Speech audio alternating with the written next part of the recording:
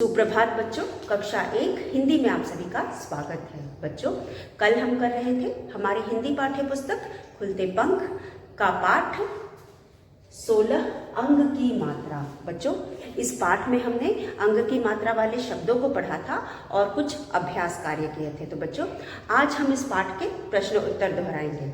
बच्चों, कल हमने जो भी किया था एक बार उसे दोहरा लेते हैं, फिर आगे का अभ्यास करेंगे।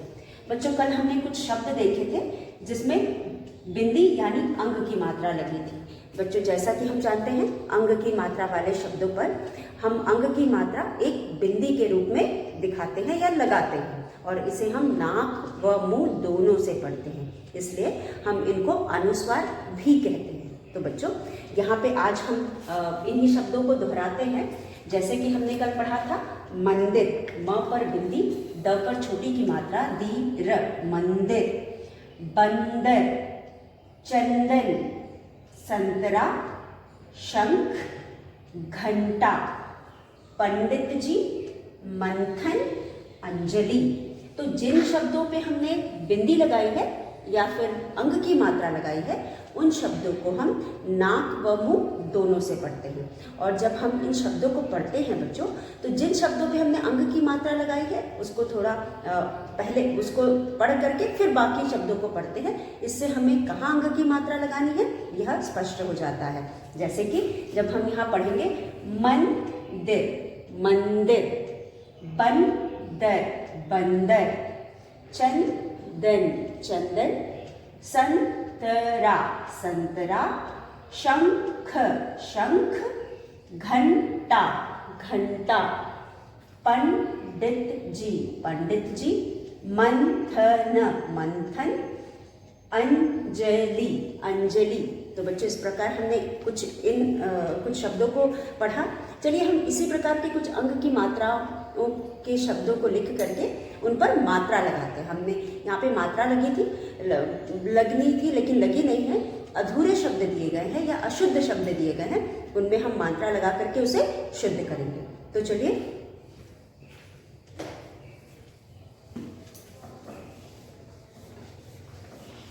कुछ शब्दों को लिख करके मात्रा लगाने का अभ्यास करते हैं हम। तो बच्चों, हमारा अगला अभ्यास है जिसमें हम यहाँ पे कुछ शब्द लेंगे और इनको पूरा करेंगे। तो हमारा अभ्यास है, आज का अभ्यास है अंग, अंग की मात्रा, मात्रा, मात्रा लगाकर शब्द पूरे करो, शब्द पूरे करो। प्रश्न है हमारा अंग की मात्रा लगाकर शब्द पूरे करो। अंग की मात्रा यानी बिंदी। अंग की मात्रा हम एक बिंदी द्वारा लगाते हैं या बिंदी के रूप में लगाते हैं। यहाँ पे पहला शब्द है बच्चों क, ग और न। क, ग और न। दूसरा शब्द है म, द पर छोटी की मात्रा, दी र। तीसरा शब्द है ह डैश स। उसके बाद चौथा शब्द है, चौथे शब्द में बच्चों स पर छोटे की मात्रा, द और र। स के नीचे डैश। फिर पांचवा हमारा शब्द है, 5 में हमारे पास है ग, ग पर बिंदी, ग पर आ की मात्रा। उसके बाद छठा शब्द है ज, ज के नीचे डैश, ग, ल। 7 में हमारे पास है श डैश। उसके बाद 8 में है ब डैश, द, र। उसके बाद 9 में हमारे पास अगला शब्द हमारा है प डैश ख, ख पर आ की मात्रा 10 में है, 10 में है प डैश ड पे छोटी की मात्रा, ज पर बड़ी ई की मात्रा। तो बच्चों इस तरह से यहाँ पे कुछ शब्द है जिन पर हम अंग की मात्रा लगा करके इनको पूरा करेंगे। तो बच्चों आप देख सकते हो जिन शब्द के नीचे हमने डैश लगाया है उन शब्दों जिन वर्णों के नीचे हमने डैश लगाया है उनमें हम अंग की मात्रा लगाएंगे। तो यहाँ पे क वर्ण के नीचे डैश लगा हुआ है, अब इसके ऊपर हम बिंदी लगाएंगे यानी अंग की मात्रा लगाएंगे और इस शब्द को पूरा करेंगे। जब हम क पर बिंदी लगाएंगे, पहले था क ग न, और जब हमने इस पर बिंदी लगाई यानी अंग की मात्रा लगाई तो ये हो गया कंगन, कंगन। उसके बाद मदिर, मदिर, म पर अंग की मात्रा लगाएंगे, ये हो जाएगा मंदिर, मंदिर। उसी तरह हस, ह पर हम अंग की मात्रा लगाएंगे, ये हो जाएगा हंस। उसके बाद स पर छोटे की मात्रा सुंदर, अब इस पर हम अंग की मात्रा लगाएंगे, ये हो जाएगा सुंदर। ग गा, अब इस पर ग के ऊपर हम अंग की मात्रा लगाएंगे, ये हो जाएगा गंगा। उसी तरह ज पर हम अंग की मात्रा लगाएंगे, ये हो जाएगा जंगल। उसके बाद श और ख, श पर हम अंग की मात्रा लगाएंगे, ये हो जाएगा शंख। श पर अंग की मात्रा लगाएंगे, ये हो जाएगा शंख। उसके बाद ब द र, इसके ऊपर जब हम अंग की मात्रा लगाएंगे, ये हो जाएगा बंदर, बंदर। प पर अंग की मात्रा लगाएंगे, ये हो जाएगा पंखा। प पर अंग की मात्रा लगाएंगे, ये हो जाएगा पंडित जी। तो बच्चों यहाँ पे इन शब्दों में हमने अंग की मात्रा लगाई और अंग की मात्रा लगाना और पढ़ना हमने सीखा। तो बच्चों अंग की मात्रा लगा करके हमने अंग की मात्रा का अभ्यास किया। चलिए एक बार फिर हम इसे पढ़ते हैं। कंगन, मंदिर, हंस, सुंदर, गंगा, जंगल, शंख, बंदर, पंखा, पंडित।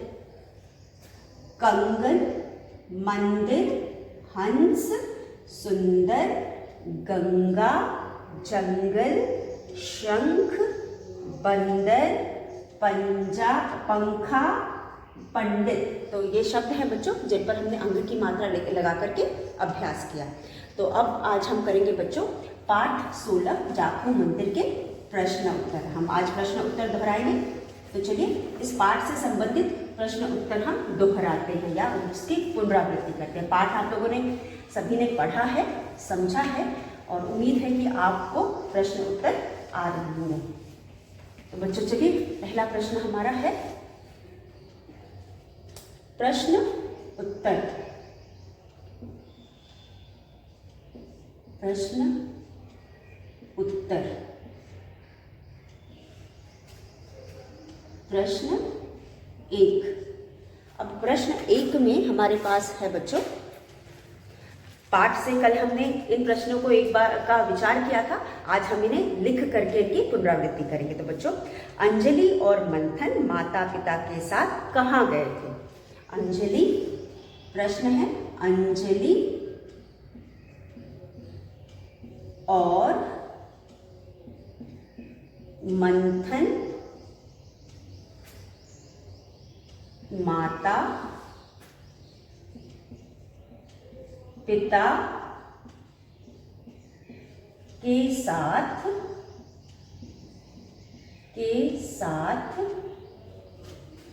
कहाँ गए थे? माता पिता के साथ कहाँ गए थे? अब उत्तर है बच्चों, उत्तर अंजलि और मंथन माता पिता के साथ कहाँ की जगह हम उत्तर लिखेंगे। जो एक शब्द हमारा उत्तर है उसको लिखेंगे। तो अंजलि और मंथन माता पिता के साथ शिमला गए थे। तो हम यहाँ लिखेंगे, सिर्फ कहाँ की जगह हमें उत्तर लिखना है। बहुत सिंपल है, पूरा क्वेश्चन अंजलि।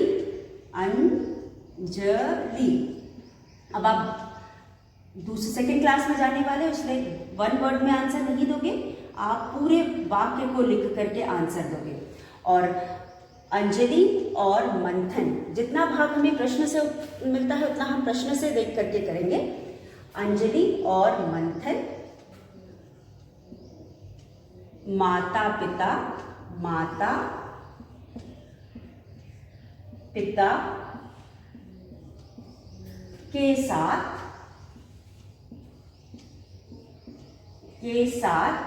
अब हम कहाँ की जगह, ये कहाँ जो आपका है इसको हटा करके हम यहाँ लिखेंगे शिमला।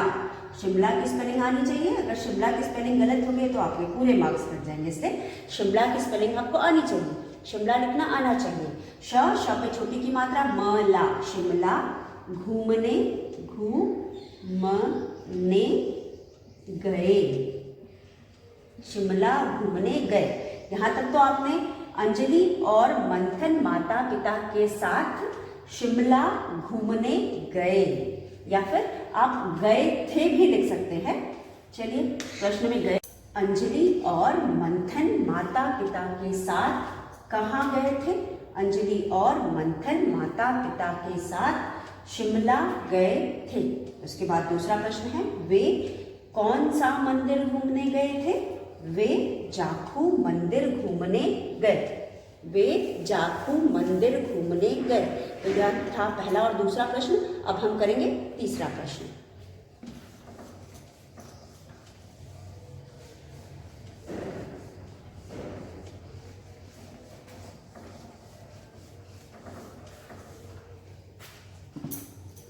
हमारा तीसरा प्रश्न है बच्चों इसी पाठ का, मंदिर के आसपास क्या थे? मंदिर के आसपास, प्रश्न 3, मंदिर के आस पास क्या थे? उत्तर में हम लिखेंगे उत्तर 3, मंदिर के आसपास क्या थे? क्या थे बच्चों मंदिर के आसपास? मंदिर के आसपास बंदर और लंगूर थे। तो हम यहां लिखेंगे मंदिर, मंदिर के आस पास क्या की जगह हम लिखेंगे बंदर और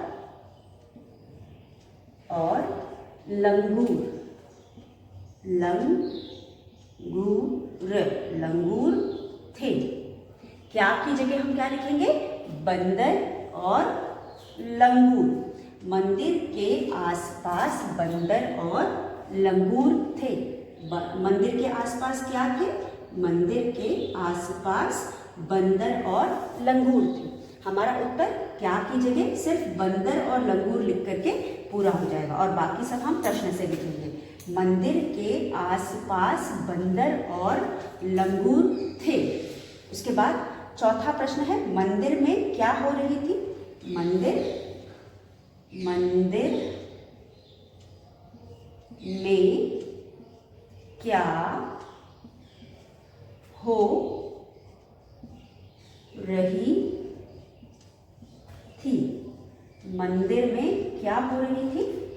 मंदिर में बच्चों क्या हो रही थी? मंदिर में आरती हो रही थी। तो हम क्या लिखेंगे? मंदिर में आरती। क्या की जगह हम लिखेंगे? आरती। तो यहाँ पे उत्तर में हम लिखेंगे उत्तर 4, मंदिर, म पर बिंदी, द पर छोटी की मात्रा, र, मंदिर में, म पर एक की मात्रा, मंदिर में आरती, मंदिर में आरती हो रही थी। मंदिर में क्या हो रही थी? मंदिर में आरती हो रही थी। उसके बाद बच्चों पांचवा प्रश्न हमारा है। चलिए पहले इन दोनों प्रश्नों को हम दोहरा लेते हैं। बच्चों मंदिर के आसपास क्या थे? मंदिर के आसपास बंदर और लंगूर थे। मंदिर के आसपास बंदर और लंगूर थे। मंदिर में क्या हो रही थी? मंदिर में आरती हो रही थी। क्या की जगह सिर्फ हमें आरती लिखना है।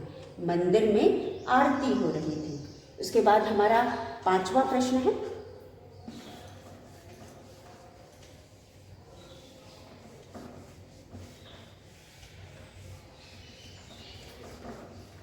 पांचवा प्रश्न है बच्चों, शंख कौन बजा रहा था?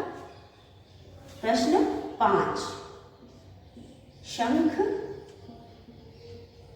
कौन, क पर औ की मात्रा, कौन बजा रहा था? शंख कौन बजा रहा था? उत्तर में हम लिखेंगे उत्तर 5, शंख कौन बजा रहा था बच्चों? शंख कौन बजा रहा था? शंख पंडित जी बजा रहे थे। तो हम कौन की जगह पे क्या लिखेंगे? पंडित, पंडित जी, पंडित जी बजा, ब ज पर आ की मात्रा, बजा रहे, र ह पर ए की मात्रा, रहे थे। शंख पंडित जी बजा रहे थे। शंख पंडित जी बजा रहे थे। उसके बाद प्रश्न 6, प्रश्न 6। अब प्रश्न 6 में हमारे पास है, घंटा किसने बजाया? घन, घ पर बिंदी, ट पर आ की मात्रा, घंटा किसने, किसने, किसने बजाया, घंटा किसने बजाया? बच्चों घंटा किसने बजाया था? तो हम उत्तर में लिखेंगे, किसने की जगह हम लिखेंगे घंटा मंथन ने बजाया। प्रश्न उत्तर 6 में हम लिखेंगे घंटा, घ पर बिंदी, ट पर आ की मात्रा, घंटा किसने की जगह हम लिखेंगे मंथन, मंथन, मंथन ने, न पर ए की मात्रा, ने बजाया, घंटा मंथन ने बजाया। घंटा किसने बजाया? घंटा मंथन ने बजाया। प्रश्न 7, प्रश्न 7 में हमारे पास है, पंडित जी ने अंजलि और मंथन को किसका टीका लगाया? पंडित जी ने मंथन और अंजलि को किसका टीका लगाया? पंडित, पंडित ज पर बड़ी की मात्रा जी, न पर ए की मात्रा ने, मंथन और अंजलि, अंजलि को, मंथन और अंजलि को किसका, किसका टीका, टीका लगाया। तो बच्चों पंडित जी ने मंथन और अंजलि को किसका टीका लगाया? पंडित जी ने मंथन और अंजलि को चंदन का टीका लगाया। तो हम यहाँ उत्तर में लिखेंगे, पंडित जी ने मंथन और अंजलि को चंदन, किसका जगह हम लिखेंगे चंदन का टीका लगाया। तो चलिए हम इसे मिटा के लिखते हैं। हम पहले इसे मिटा देते हैं, तब ऊपर लिखते हैं।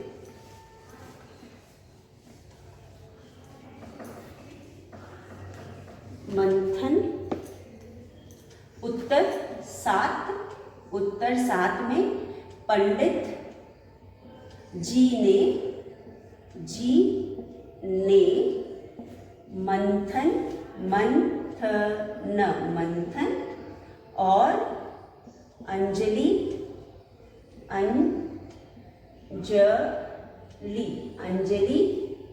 मंथन और अंजलि को चंदन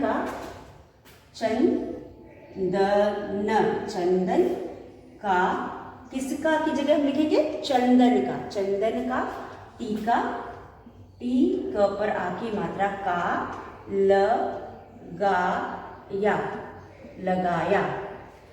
पंडित जी ने मंथन और अंजलि को चंदन का टीका लगाया। उसके बाद प्रश्न 8। पंडित जी ने मंथन और अंजलि को चंदन का टीका लगाया। अब बच्चों 8 में, ये हमारा आखिरी प्रश्न है, 8 में हमारे पास है मंथन क्यों रो रहा था। मंथन क्यों रो रहा था, क्यों रो रहा था, मंथन क्यों रो रहा था, या मंथन क्यों रोने लगा, मंथन क्यों रोने लगा। बच्चों उत्तर 8, बंदर। आपने पढ़ा कहानी में कि जब बंदर मंथन की तरफ लपका और उसने क्या किया, उसने मंथन के हाथ से केला छीन लिया और यह देखकर मंथन वहां से भाग गया और डर के मारे रोने लगा। तो हम यहाँ पे लिखेंगे बंदर ने मंथन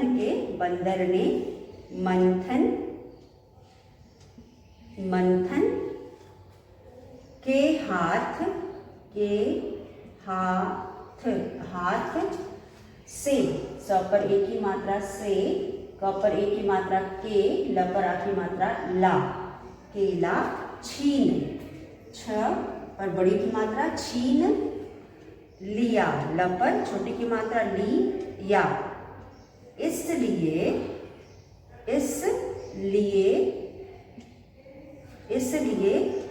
वह रोने, र पर ओ की मात्रा रो, न पर ए की मात्रा ने, लगा, वह रोने लगा। बंदर ने मंथन के हाथ से केला छीन लिया, इसलिए वह रोने लगा। तो बच्चों ये हमारा इस पाठ का आखिरी प्रश्न है। बंदर ने मंथन के हाथ से केला छीन लिया, इसलिए वह रोने लगा। 7वां प्रश्न था, पंडित जी ने मंथन और अंजलि को किसका टीका लगाया। पंडित जी ने मंथन और अंजलि को चंदन का टीका लगाया।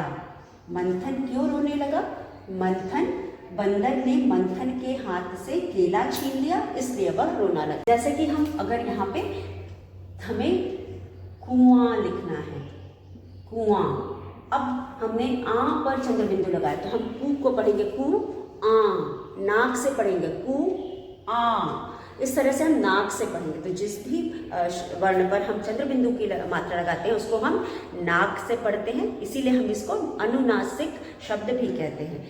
बिंदी यानी अंग की मात्रा वाले शब्दों को हम अनुस्वर कहते हैं और चंद्र बिंदु की मात्रा वाले शब्दों को हम अनुनासिक कहते हैं, क्योंकि इन शब्दों का उच्चारण करते समय हम ध्वनि हमारे नाक से आती है, इसलिए हम इन्हें अनुनासिक कहते हैं। तो बच्चों किसी भी मात्रा पर जब हम चंद्र बिंदु की मात्रा लगाते हैं तो हम उन शब्दों को नाक से पढ़ते हैं। तो चलिए हम चंद्र बिंदु वाले कुछ शब्दों को यहाँ लिख करके देखते हैं। जैसे कि अगर चांद, च पर चंद्र बिंदु की मात्रा, हम आधा चंद्रमा का आकार बनाएंगे और बिंदी लगाएंगे, ये हो गई चंद्र बिंदु की मात्रा।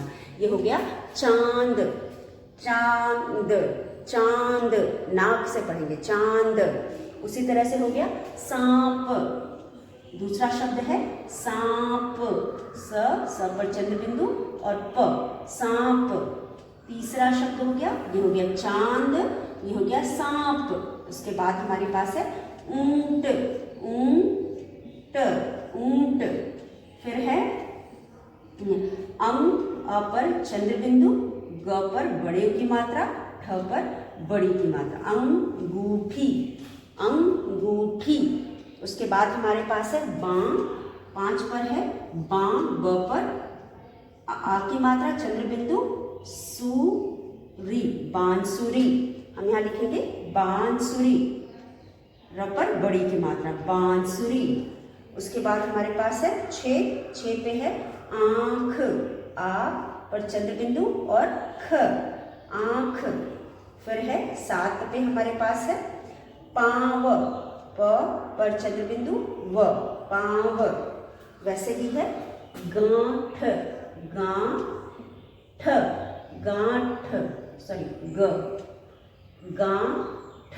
गांठ। उसके बाद है मूंछ, मूंछ। फिर है सूंड, सूंड, सूंड, सूंड के बाद है क, क पे छोटे की मात्रा आ, कुआं, ये है कुआं। उसके बाद है आंगन, आंगन, आंगन। फिर है हंसना, हंसना। फिर है दांत, दांत। उसके बाद है कांपना, कांपना, कांपना। और फिर है खांसी, खांसी, ये है खांसी। उसके बाद है आंचल, आंचल। फिर है कांच, कांच। उसके बाद है कहाँ, कहाँ। फिर है आंगन,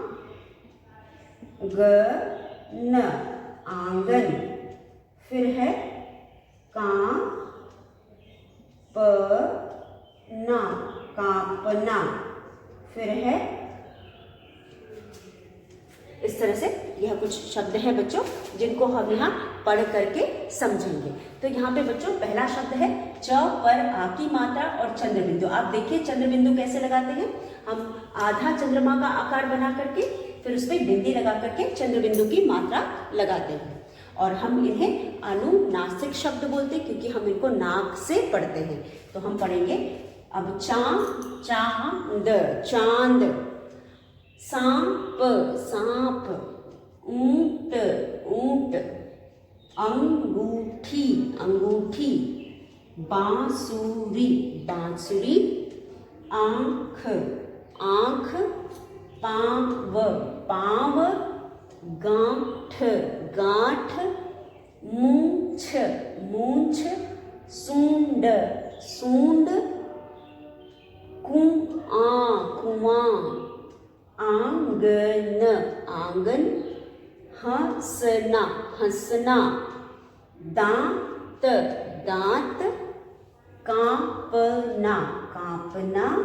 खांसना, खांसी। आंचल, आंचल। कांच, कांच। कहाँ, कहाँ। आंगन, कांपना। तो बच्चों यह चंद्र बिंदु की मात्राएं। इस तरह से हम किसी भी वर्ण पर चंद्र बिंदु की मात्रा लगा करके पढ़ते हैं। तो आप इन शब्दों को पढ़ने और लिखने दोनों का अभ्यास करिएगा, तभी आपको मात्राएं अच्छे से पढ़ना और लिखना आएगा। तो चलिए एक बार फिर पढ़ते हैं। यहाँ पे है चांद, सांप, ऊंट, अंगूठी, बांसुरी, आंख, पांव, गांठ, मूंछ, सूंड, कुआं, आंगन, हंसना, दांत, कांपना, खांसी, आंचल, कांच, कहाँ, आंगन, कांपना। अब बच्चों इन शब्दों को आपने पढ़ना सीख लिया। चलिए हम इससे संबंधित एक अभ्यास करते हैं जिसमें हम अंग अंग की मात्रा और चंद्र बिंदु की मात्राओं को समझ करके हम चंद्र बिंदु की मात्रा पर गोला बनाएंगे। तो बच्चों यहाँ पे हम एक अभ्यास करेंगे जिसमें हम चंद्र बिंदु की मात्रा